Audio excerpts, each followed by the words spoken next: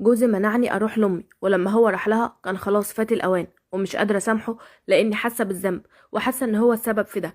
صاحبه المشكله بتاعت النهارده بعتها وبتقول: انا بقالي 9 سنين متجوزه، وطول ال9 سنين دول كل ما بحمل ما بيحصلنيش نصيبي للحمل يكمل. وفي اخر مرة حصل لي فيها حمل الدكتور قال لي ان انا ممنوع اتحرك، حتى دخول الحمام يكون بحساب، وافضل ملتزمة بالسرير ال9 شهور.